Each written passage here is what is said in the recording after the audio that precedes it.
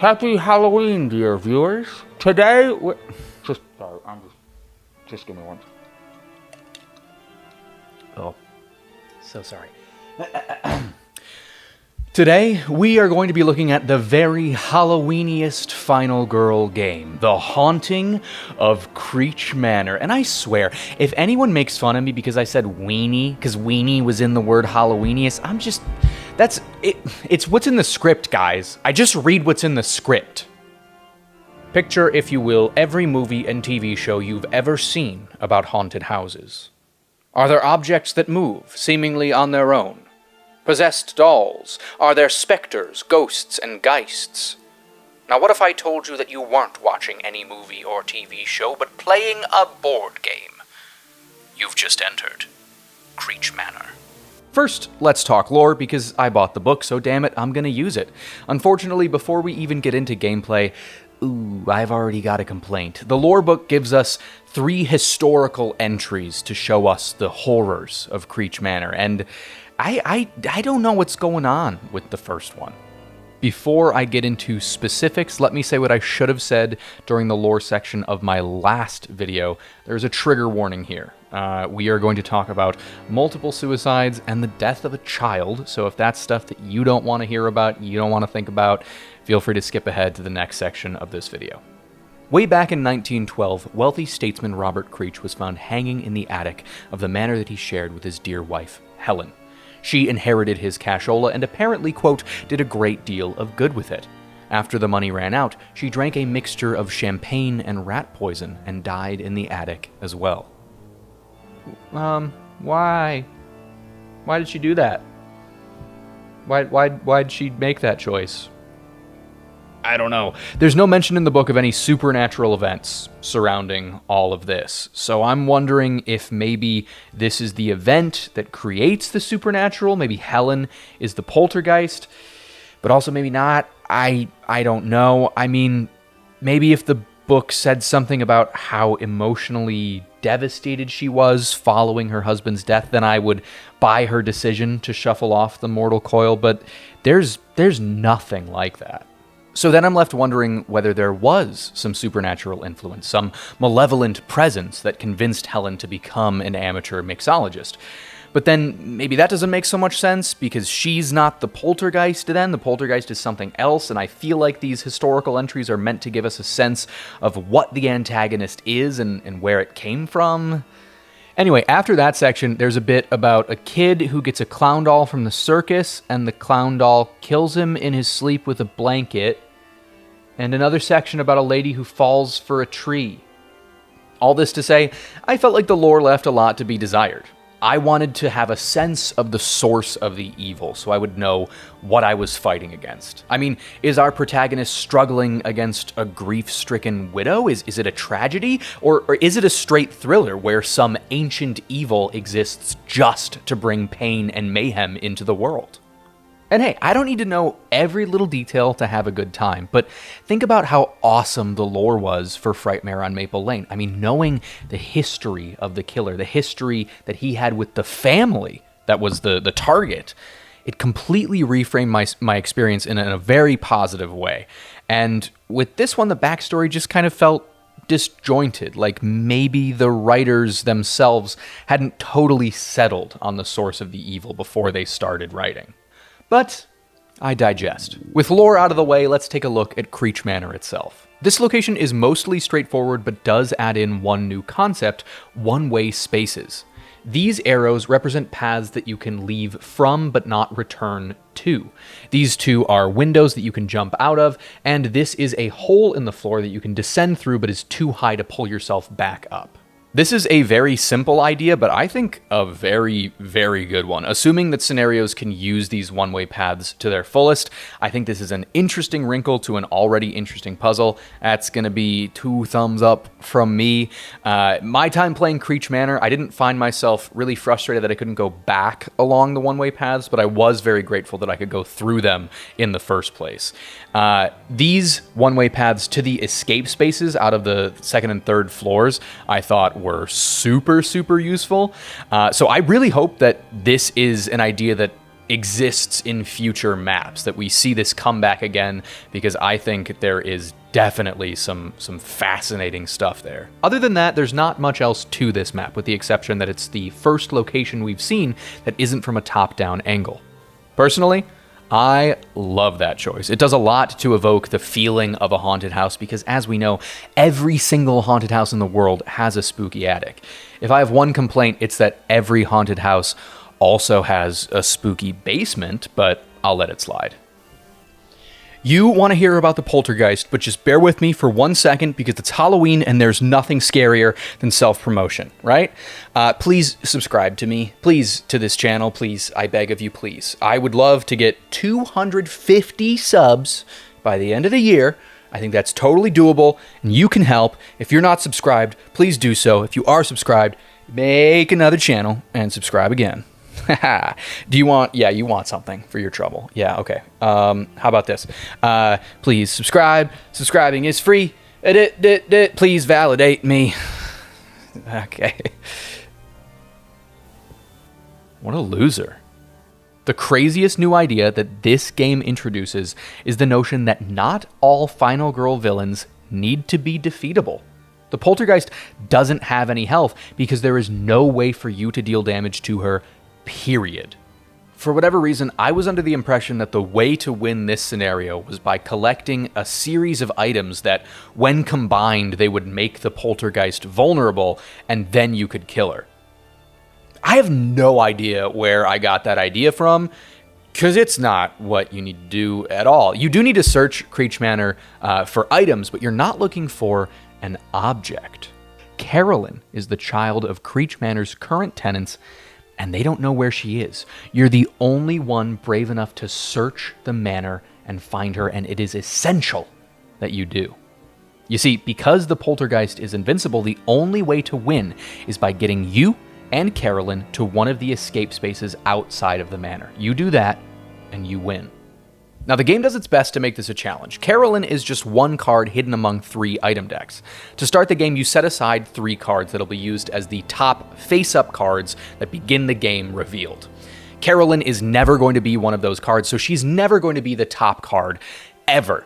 However, the rest of it all just comes down to luck. Carolyn could be the second card in the first deck that you search, or she could be the bottom card in the last deck that you search. It's a total crapshoot. That's a wrinkle, but that's not all. You may also encounter a terror card that makes you realize that, oh no, Carolyn has slipped away from you and is hiding again. What a dumb kid. Don't you realize that I'm the one who's trying to save you?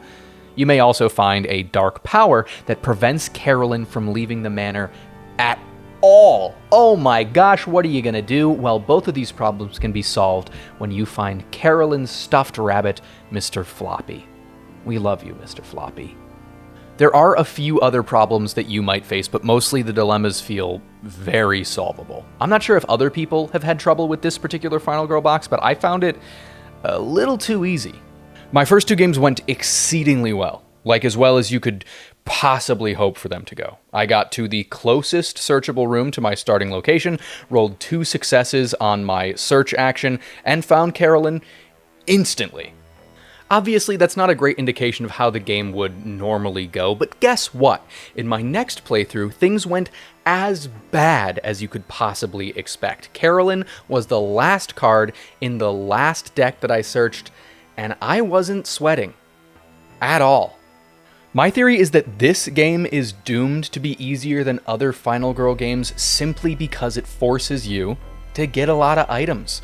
In my other games, I would only get items if it was absolutely, totally, 1,000,000% convenient, and it rarely was. I just didn't want to waste die rolls and time trying to get items that may only provide a small bonus to my game, and those games were a lot tougher. But in this game, you need to search in order to win, and so by the midway point, you've got like 5 items, and guess what? Items are really good. And guess what else? Some of the items are practically useless in this scenario because they deal damage to the killer. So when you ignore all those, you're left with items that help you move around the board faster, reduce the terror level, block damage, and yeah, when you have those abilities, you're kind of invincible. Unfortunately, the victims are not. In the game where I didn't find Carolyn until the last possible card, I didn't save a single victim. It's just kind of a waste of your movement to actually go save victims. You need to use those movement points to get from searchable room to searchable room. The Poltergeist killed 10 victims, triggered the top of her bloodlust track twice, and I'm telling you, I barely blinked.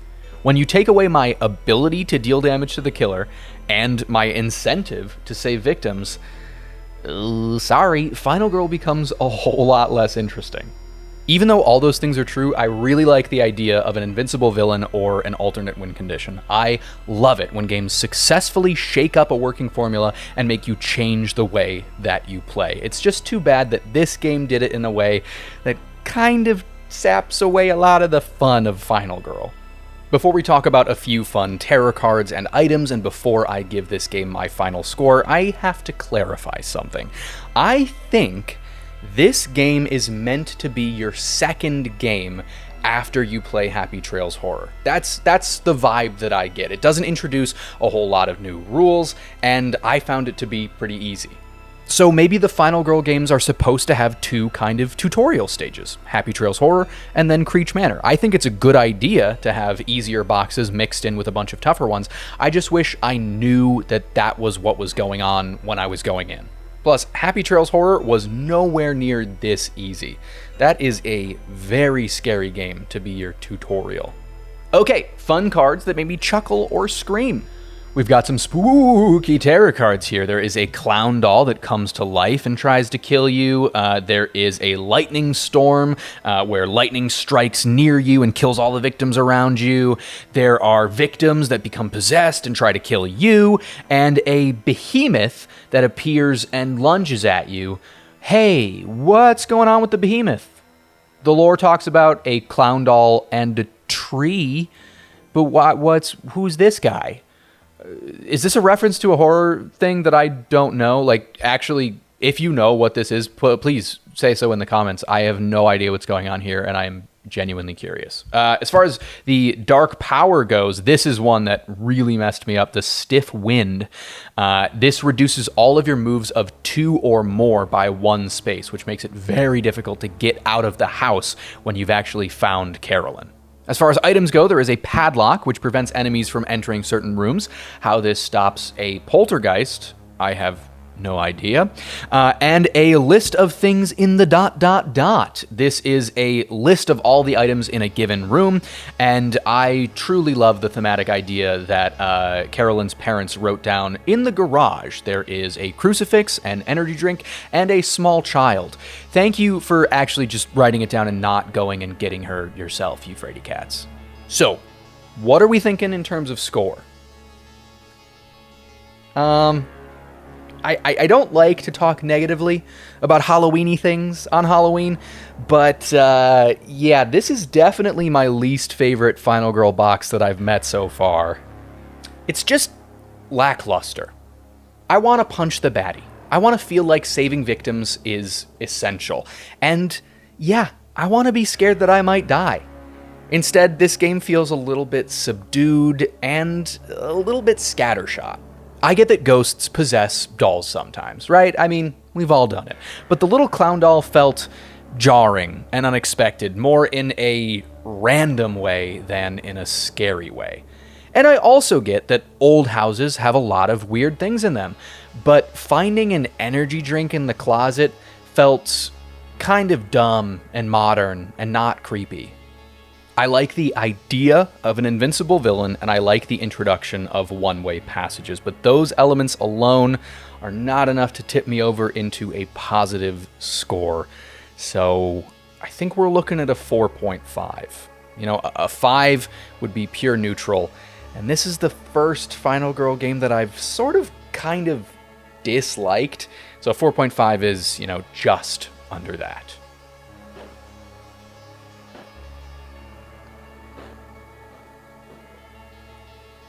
Why was that so hard? I was trying to be gentle. Didn't want to spray wax everywhere, but now you think that I'm weak. Well, that about does it for this week's Board and Savior video. Make sure you like, comment, and what is that? Ooh. Ooh, hey, could you hold the mic out for me? I can't. My hands just go right through. So, thank you. All right.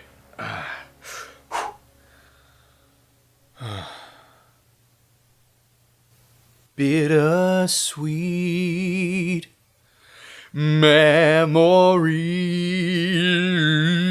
that is all I'm taking with me. So goodbye. Please don't cry.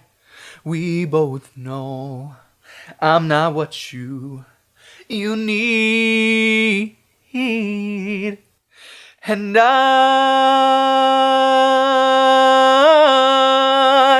will always love Boo. I will always love Boo.